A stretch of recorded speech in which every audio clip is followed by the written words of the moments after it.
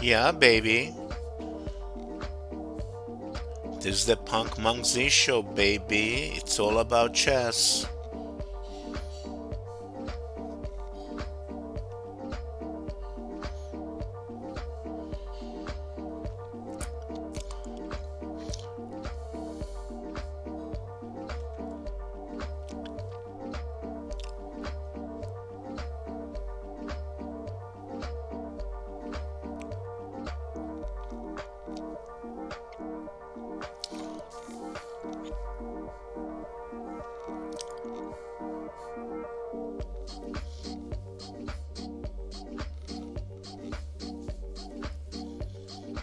Yeah, baby. Punk Monk Z show is here. Welcome to the show. Nikki, hello, Nick Weisel. How's it going, buddy?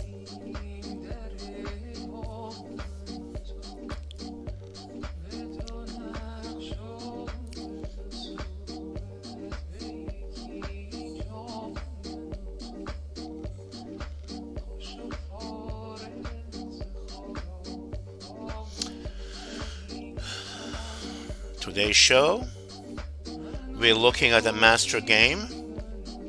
Schulten against Morphy, New York, 1857. Let's find out how Morphy plays chess. Good to see you, Nick. You don't need to talk. I know you're doing some stuff.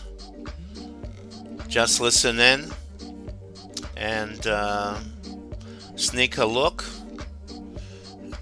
so you don't get caught. And yeah, that's the way it is. Yeah, baby. Yeah. How's the music? Is the music good? Is it too loud? Is it just right?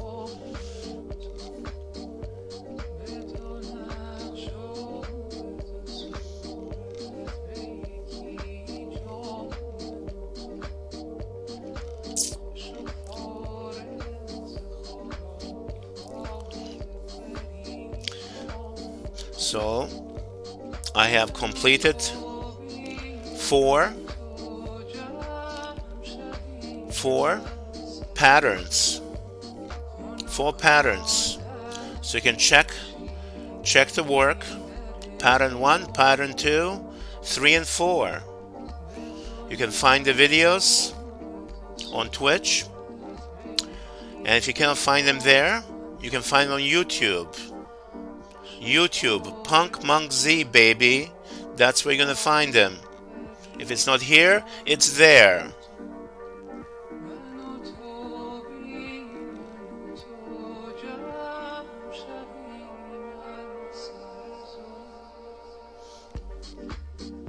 So I'm gonna wait a bit to see if we have maybe at least a few viewers, and then we'll go into it.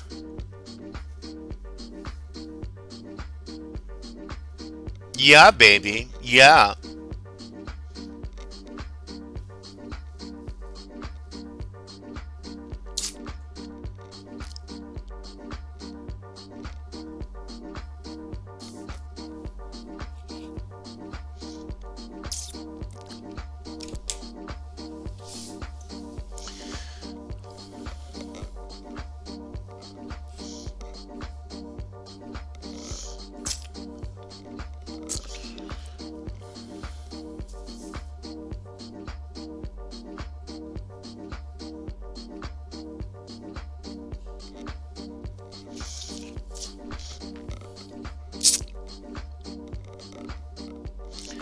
All right. I'm thinking 3 more minutes. That's what I'm thinking.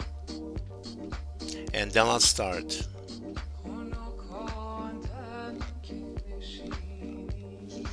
3 minutes, baby. Chill it. Chill it.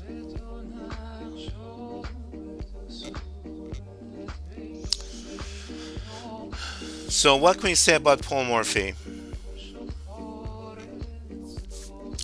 What was his approach to chess? Well, we can notice certain characteristics. Number one, rapid development. So at the beginning of the game, the pieces are idle. They are on the first or eighth rank, the starting position, initial position. And rapid development means what? It means moving those pieces from the idle positions and then moving at a quicker pace than your opponent. Okay? Number two, centralization. And when you move the pieces, you move them to attack squares, central squares, across the equator. And by doing that, your pieces gain power. And then the last thing he did was open lines. He would open up lines. Why would he do that? Very simple. By doing that, he's unifying his pieces for the final assault. And when he's attacking the king, it's called direct attack. So what happens there? What we notice is that his attacking group is always stronger than opponent's defensive group.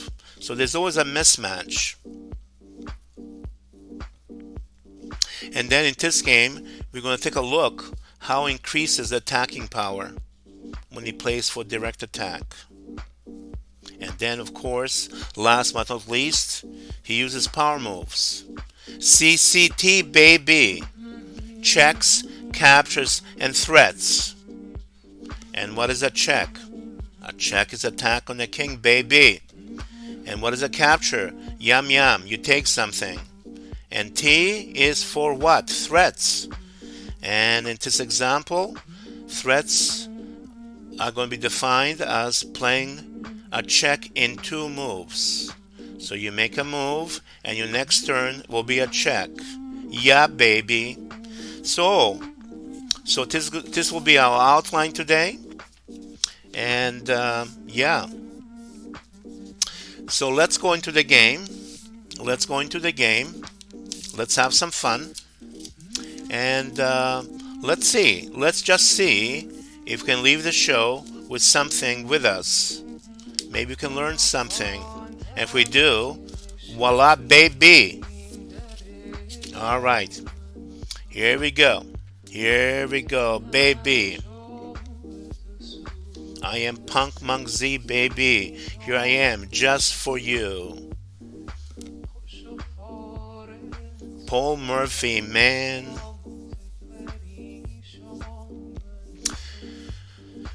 All right, why do I like this game? There must be a reason. And maybe this chat is going to expose those reasons. And shall we start? All right, Morphy's playing black.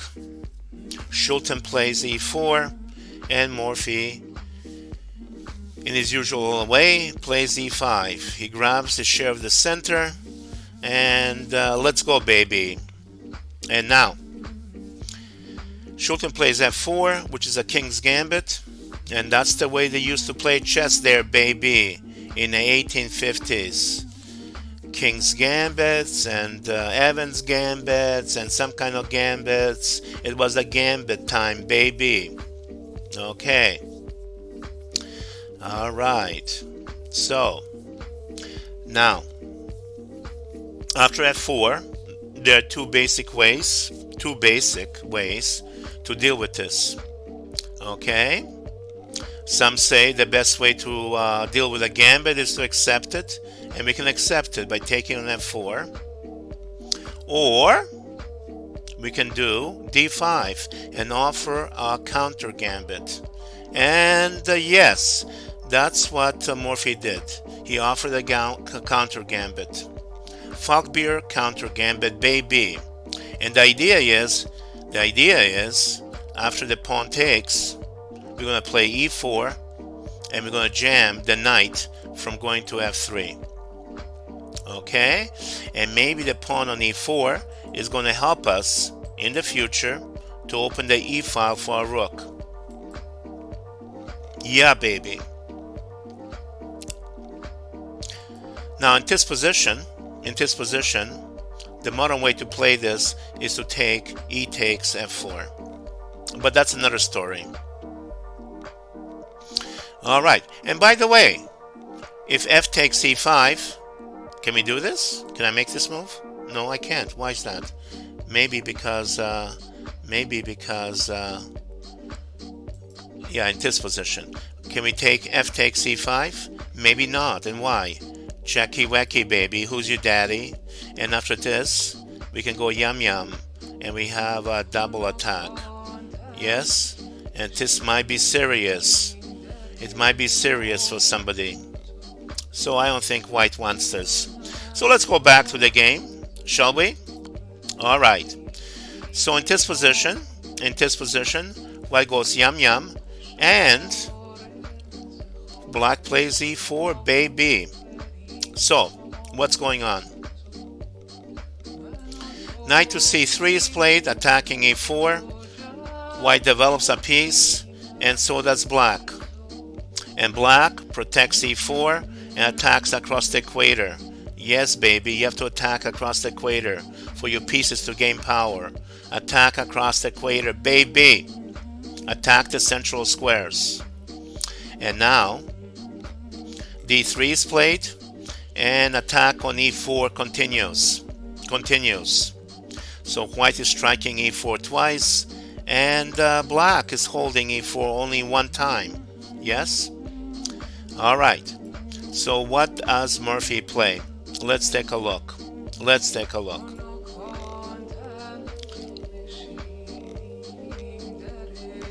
Any thoughts? Well, what Morphy loved to do was to develop rapidly in open positions. And attack central squares. So he plays what? Bishop to b4, baby. He attacks a c3 square, which is a square across the equator, and also it's a central square, so to speak. And also by pinning the knight, absolute pin, the knight is frozen. So attack on e4, now it's protected by the knight on f6. So there's no danger of losing e4. Yeah, baby. So d2 is played to break the pin, and now maybe we are threatening to yum it. Okay? And what happens here? Now look at this move. e3, baby. A very beautiful move. Very, very beautiful move. We're threatening the bishop. And did we waste a move by playing the move e3? Well, you can say that. We also wasted a move, so to speak, by playing e5 to e4 earlier. Okay? So what is the point of e3? The point of e3 is that when the bishop takes the pawn, you can say that black lost a tempo by playing e3, but so did the bishop. So the tempo loss cancels each other out. So what's the point of this? The point of this is that when black castles, the rook is going to gain the e-file first. Okay? And now we played e3 to open lines, so the rook can join the attack at a later stage with the rest of his pieces. Unification process, baby! Yes. All right then. So now we castle, and the bishop goes back to unpin. Now what happens here? What happens here, baby? All right. Now what Morphy did was to take on c3. Now why did he do that? Okay, now what are the options? Let me see.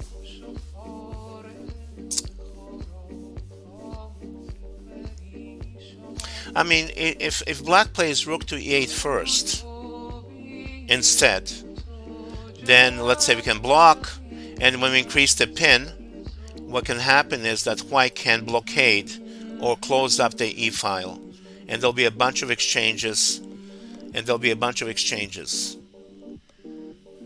then, you know, At this moment, black is -2, and yeah, this might be okay for white.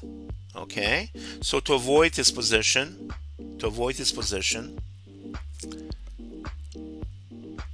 after the move bishop to d2, right? Bishop went to d2. Black takes on c3, and after b takes c, okay, we can play rook to e8, and the e file is not going to be closed. Okay, so that's the point of the capture on c3. Okay, so at this moment, the knight is able to see across the equator e4 and g4, and so is the bishop looking at g4. The rook is looking at e4, e3, e2, and e1. Okay, so black has more pieces, striking across the equator, and is white doing the same thing? No, he's not. And there seems to be some kind of traffic jam in development. So this is looking pretty good. Yes? So, after the check, there's a block on e2, and we now attack the pin piece, and we're attacking twice, and it's protected twice. Alright, now what's going on here? So, this is a mistake, c4. Why is that a mistake? Because it's a mistake because white is not developing pieces. He just pushed the pawn. So in a way, he made a pass. He made a pass in development. He says, I don't want to develop. And you know what? We'll see what happens. But let's see maybe what a better option might be. So after bishop to g4, okay, there's alignment with the rook to the king. Okay, and this is pinned, and the knight can never come to f3. The knight can never go to f3 because the bishop is going to take on f3, and the pawn has to take back because the bishop is pinned by the rook. Yes, and there'll be some kind of damage in pawn structure, and the king will never feel safe. Okay, so this is a bad idea for white. So what he should do probably is to break the pin, to break the alignment. Okay, there's no pin. Okay, and I think that's the way it should go. And maybe after this and this, and we take, and we get this position. And so this is a better way to go for white than what white did. Okay, another possibility is to play maybe h3. Okay, instead of king to f2, to play h3 and to force exchanges. So after this move, we are threatening the g2 and the rook. So this is immune at the moment, right? Okay, and then after the king moves, we can go yum yum and checky wecky. And what's going on here in this position? And maybe the chances are equal in this position. White is able to keep his king safe and to probably activate the rest of his pieces. Okay, and there's some kind of barrier on the central squares with the pawns here. Yes, yeah. So this could be useful for white. Okay, so this was maybe a better way to go than the actual game. Okay, but in the actual game, c4 is played. Okay, to preserve the pawn on d5. So if you were black, what would you do here, baby? What would you do?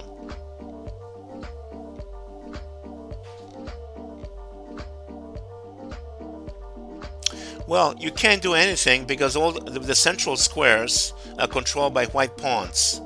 So black cannot use the central squares of a pivot point for the attack because the squares are closed down by the pawns.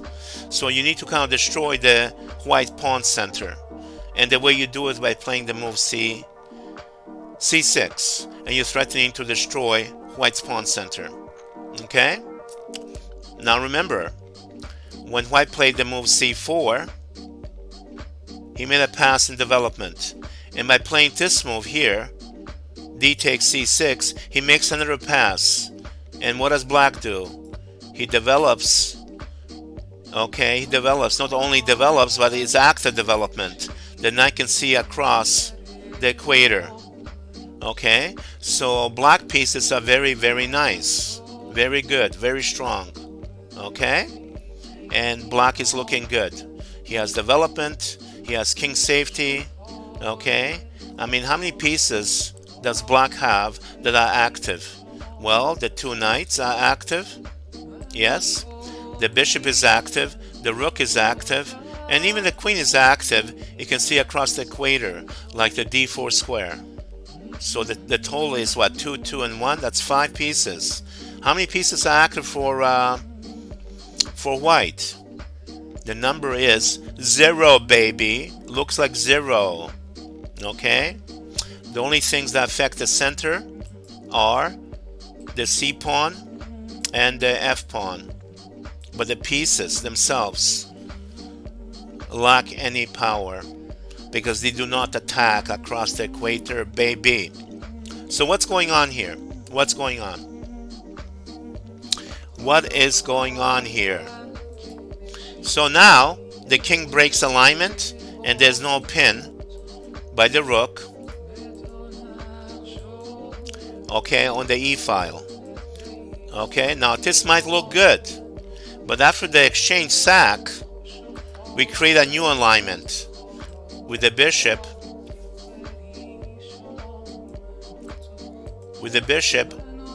looking at the queen. You see? Okay, and now we're threatening something. Yes? What are we threatening? We're threatening to move the knight maybe on d4 to attack e2. If we get there, we're attacking twice, okay, with the knight and the bishop attacking the target, the weak piece, the weakness on e2. Why is it weak? It's frozen, it cannot move. Pieces which cannot move, which are frozen, are weaknesses. So it targets the weakness on e2. And there's a pin. There's a pin. So what happens? Okay, what happens? This what happens. And now, who's defending the weakness e2? The answer is no one, because when black takes on e2, the queen will not take back, nor will the king.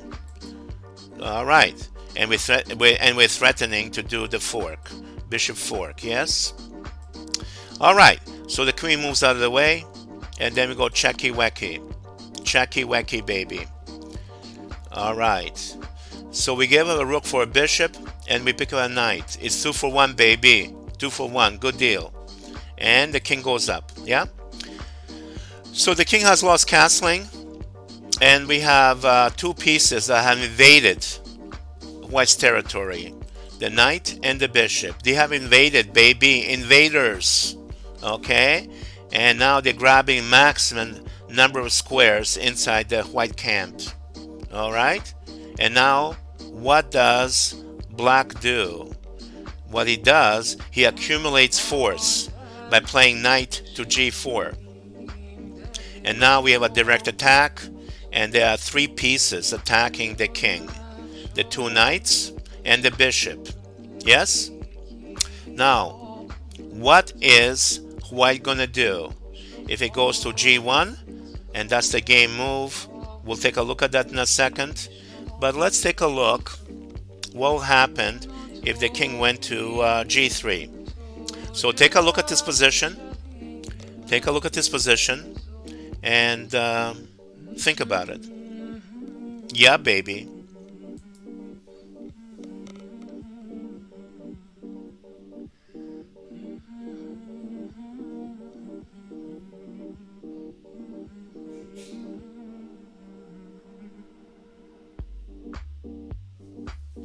Well, if he moves the king to g3, for example, right?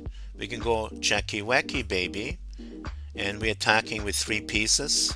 Okay. This is shut down. This is shut down. This is shut down. This is shut down. This is shut down, and the only square that king can go to is this square, right? But when it goes on this square, the knight is going to go to f2 and close up this square. And that's it. Check and mate, baby, right? So now king moves, and we go checky wecky. And you see the lightning bolts? Yeah, baby, it's checkmate. All right. So we have three attackers, and the king is the only defender. He's trying to save his life. It's 3 against 1. Yeah, baby. 3 is a higher number, and 3 wins. All right. Okay, and this is what I'm talking about, attacking defensive ratio. The attacking group, in order to win, has to create a mismatch. Okay, and 3 to 1 is a big mismatch. Okay, and the bigger number wins. So remember, you have to create mismatches to win, baby. Okay, when you're attacking a target, your attacking group has to be stronger than the defensive group that's trying to protect the target. If you can do that, you're on the road to winning, baby. Mismatch. All right, let's go back. All right, so checky wecky. So the king cannot go to g3 because, yeah, something bad is going to happen. So the only square to go to is what? Okay, it has to be g1, right? Because f1 is covered by the bishop, right? And what's this? Can it go to e1 here? Let's take a look. If it goes here, what's the deal here? It looks pretty bad. Why? Why is that bad?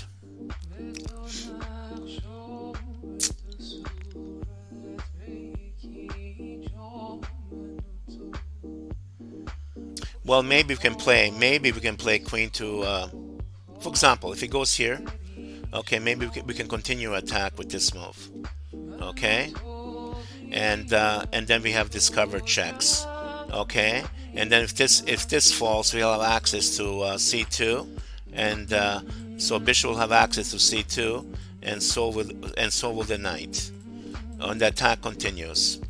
Okay, it's a king hunt, baby, king hunt. All right, so here's the position, and Schulten played king to g1. Yes, baby. And now, so this is the position we have, and I think one of the reasons I picked this game because I saw what Morphy did on the next turn, and I liked it.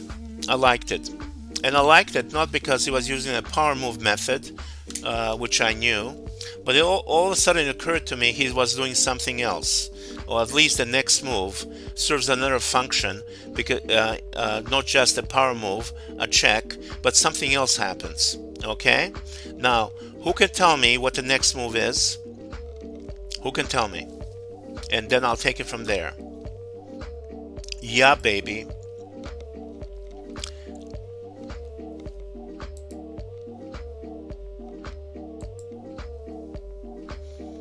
So if this is your first time watching the show, do follow me. There's a little heart button somewhere. Follow me.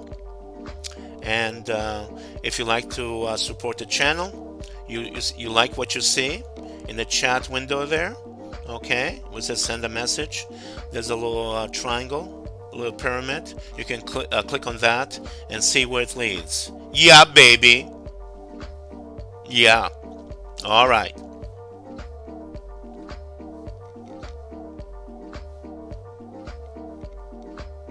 I kind of like this beat. I kind of like it. I like the beat. Yeah, baby. All right. Let's go back. Let's go forward, not backwards. Here we go.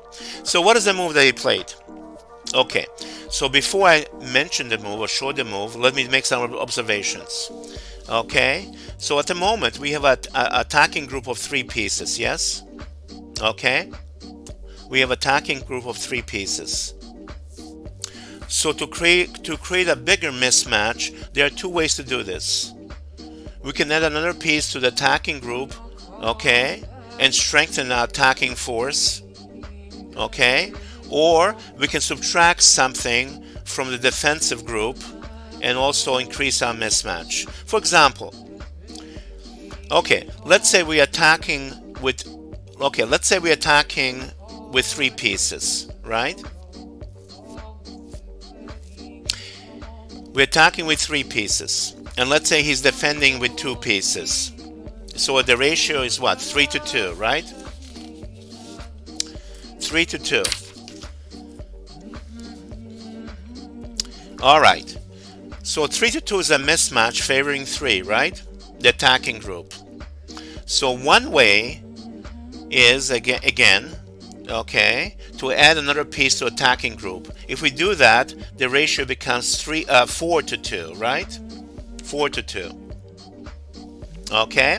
Now, if we subtract something from the defensive group, okay, remember we're starting with 3 to 2. If we subtract something from the defensive group, the ratio becomes 3 to 1. So we can either add a piece to attacking group or we can subtract a piece from a defensive group. In both cases, we are creating a bigger mismatch. All right? Do you follow me? Do you feel me, baby? So one way to increase, okay, at the moment I don't see how to decrease, but I can see ways to increase. So if I play, for example, queen to h4, threatening the mate on f2, okay? I mean, this could be canceled with this move, right? Okay? And the queen swings and tries to help the king. Okay? So maybe that will not work. Okay? And plus, this is a check. So this is not a check and this is not a capture, right? So this will be a check in 2. So first move and second move. So this is a threat. Check in 2, right? And that'll be canceled. Okay, now if I'm going to use the power move method, okay, on the top of the list is the check sequence, right? Looking for checks. So here's a check. Now why would I do that? Okay, because if the pawn doesn't take the knight, it's a checkmate, baby. So he has to take. So what was the point of that? So what is the point of this move, check?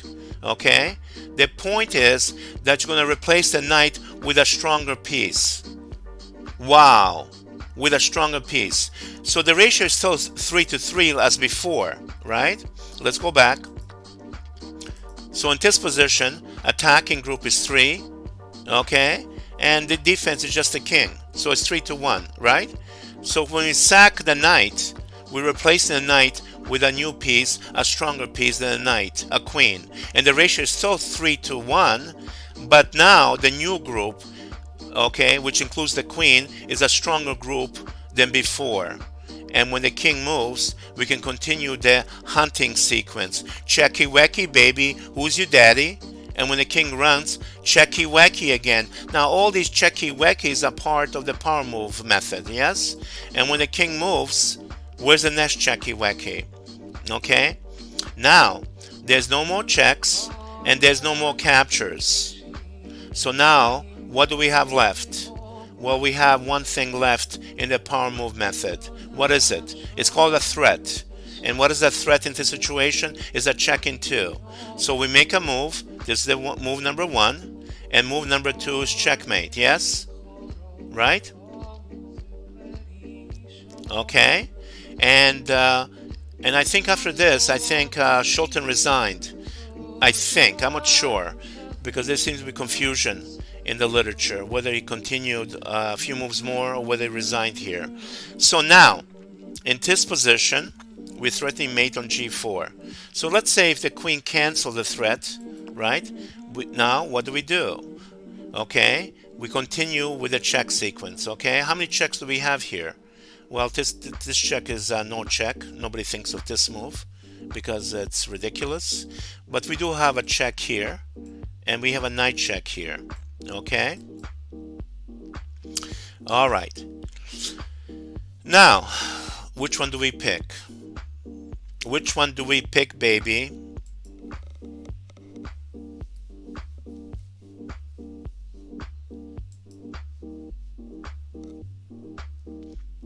Well, if we play queen check on h5, the king can come back and run back, yeah? Okay. But if we play check with the knight on f5, the king has to go forward, and then we can continue with another check, and that seals the deal. You look at check and mate, baby. It looks like it, yes? And just to show you, checky wacky, who's your daddy? King goes to g5, and then we have the last check and the mate, baby. Queen to h5, checkmate. Now let's take a look at this position. The attacking group is what? Let's count. 1, 2, and 3. And what's the defensive group? Okay, I mean, there's no defense. Is it 0? Is it 3 to 0? Okay, so to win at chess, you have to create mismatches. Attacking group should be stronger than the defensive group. Okay, so attacking group is attacking a target. Defensive group is trying to support and protect and hold the target. Yes? And what else? Yeah, so you create a mismatch. If you can do that, you win. Okay? And let's look at mobility of pieces. Okay? So look at this. This piece and this piece, both rooks suck. Why do they suck? Because what? They haven't moved. They're still on their birth squares. Okay?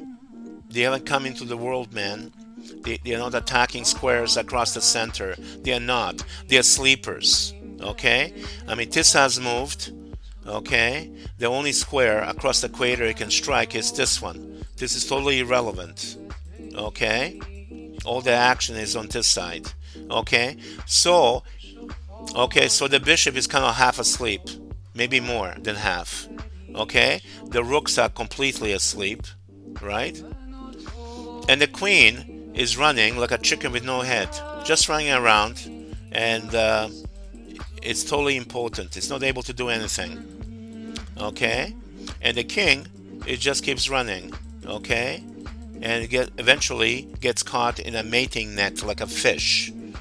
Okay? Yeah, baby. So this is all looking very, very bad. The only bad piece, so to speak, in black's position is the sleeper on a8. Okay? But it's not needed because of the piece mismatch in attack. Alright, so now we have a better kind of view of how Morphy plays chess. Yes? He develops quickly. He centralizes pieces across the equator so the pieces gain power, right? And then he opens lines to unify his forces, to unify them, to unify, baby, okay? Where many become one, and they all serve the purpose of one cause, check and mate, when it comes to direct attack. Yeah, baby, right? And then we see other things. Look at mobility of pieces. Mobility. Okay, black has a huge level of mobility, and black has a huge level of mobility, and white doesn't. Yeah, all of this put together, we have the formula, okay, to improve your game. Okay, yeah, baby. And what I really liked about this game is instead of increasing the number of pieces in attack, what Morphy did was sack and replace one of the pieces that was already in attack by a stronger piece. Okay? And by doing that, you're increasing the level of force in the attack, and you're creating a bigger mismatch. Yeah, baby. Lovely game. Lovely game, baby. Yeah, Nikki, that is correct. So keep these points in mind, and then when you're trying to make a decision in your game, maybe these concepts, these ideas, these thoughts will come to your mind, and somehow, in a magical way, they might help you make a better decision. Okay? Yes, baby.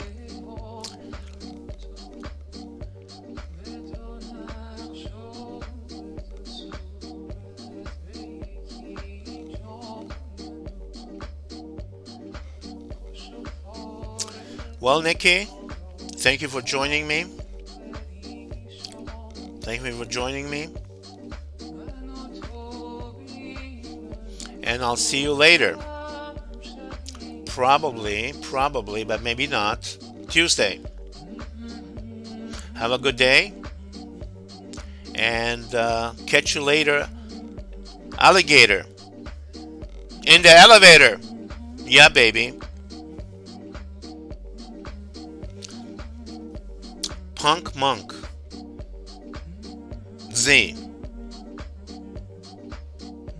will be logging out, and yeah, so I also have stuff on YouTube under Punk Monk Z, and then if you don't find material on Twitch here, you can go to YouTube.